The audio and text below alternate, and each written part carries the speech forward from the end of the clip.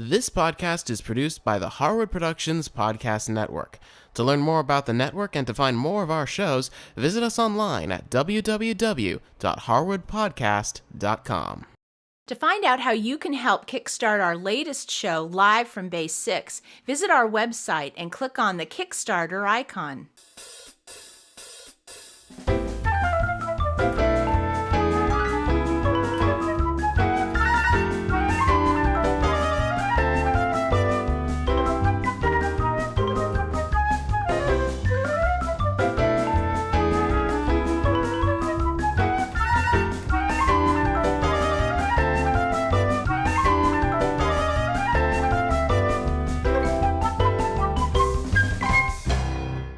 Hi, I'm Cindy Harris, and in this episode, I'm going to be making a delicious tangerine sorbet.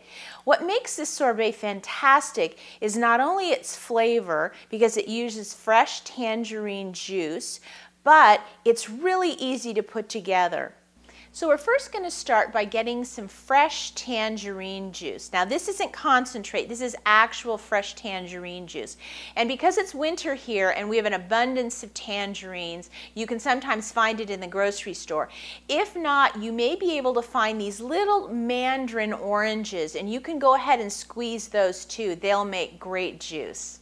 Now when we're using this fresh juice, it many times has pulp in it, which is great for when you're drinking, but we don't necessarily want that in our sorbet. So what I have is a strainer here, and what I'm going to do is go ahead and measure out about 3 cups of fresh tangerine juice.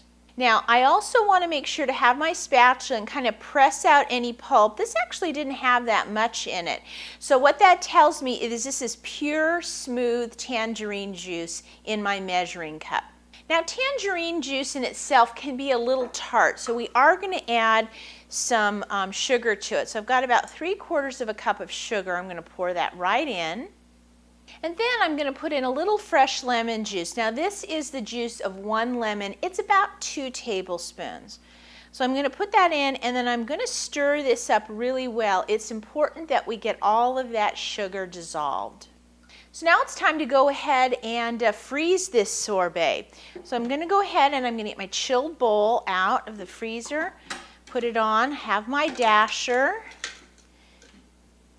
Go ahead and put the cover on, and then I'm going to go ahead and get this running. So now I'm just going to take my tangerine juice, I'm going to pour this right down the center.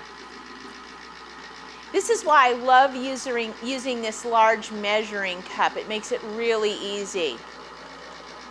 And that's pretty much it. This is going to go ahead and churn for about 20 minutes. Well, our sorbet is done, so let's have a look.